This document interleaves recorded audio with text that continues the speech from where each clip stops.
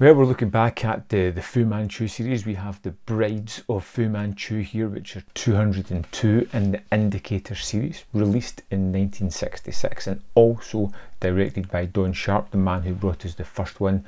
And this is basically following the shenanigans of Fu Manchu again, who is looking to pretty much build a death ray. He's getting there long before Darth Vader, and he's kidnapping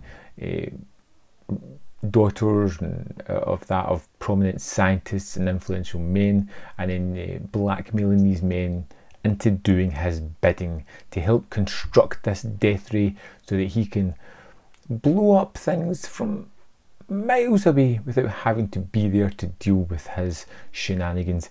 And we get a more kind of playful movie this time. We open up to this underground dungeon type thing that Fu Manchu has. In the first one, it was under the Thames. Here it is, it feels as though it's a kind of Egyptian setting, lots of paraphernalia around about it like that.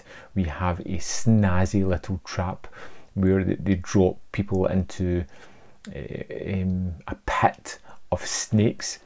Admittedly, there's only maybe 10 snakes there, and the pit isn't that deep, but it's still incredibly fun. We have all these women who are wearing kind of short clothing, showing off their natural gifts, and it just feels a little bit more playful. Fu Manchu is in this bright emerald green costume, and it just kind of jumps off the screen. Douglas Wilmer is the man who's replacing Fu Manchu's nemesis, and he's a little bit stilted.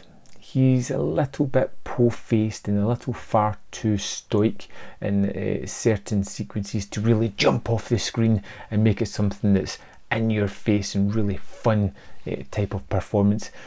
And because of that, it feels a little bit more subdued, and this works well in a certain case because it allows Fu Manchu to become more of the focus of the area, but it kind of dampens our excitement in seeing the good guys trying to beat this guy.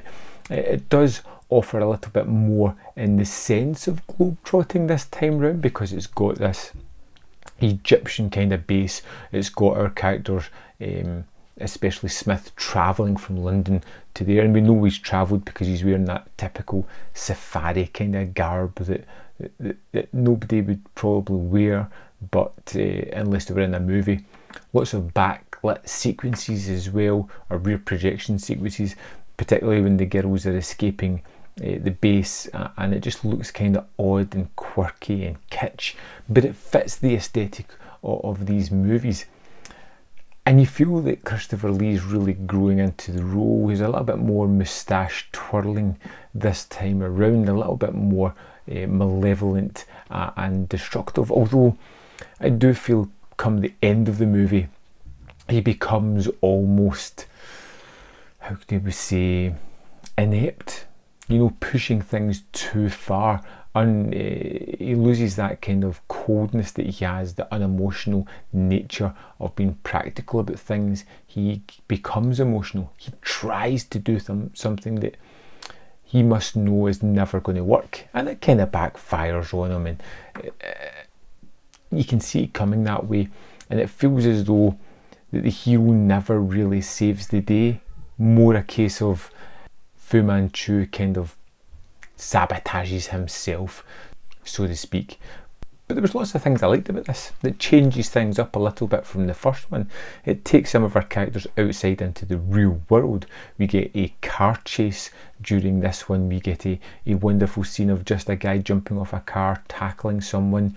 We have various fist fights, the one next to the Thames again at the start of the movie. We're introduced to some characters, some of whom are going to double cross other characters, some of whom are actually good guys but perceived to be bad guys to start with. It most definitely has that Bond villain aesthetic this time. It's leaning into that a little bit more, but it's just missing something. I think that something might be Nigel Green that I really enjoyed in the first one. I didn't find myself as captivated by Smith this time round. I didn't find the whole Sherlock Holmes aspect of the movie worked as well this time around. It's becoming just a little bit more pantomimey. I kind of appreciate that, but I feel as if we're losing other plus points by going in that direction. Next up is going to be The Vengeance of Fu Manchu, and then we're on to the Jess Franco stuff. But we'll get there soon enough. I'd love to know what you thought of The Brides of Fu Manchu. Let me know in the comment box below, and I'll see you next time on Man v Film.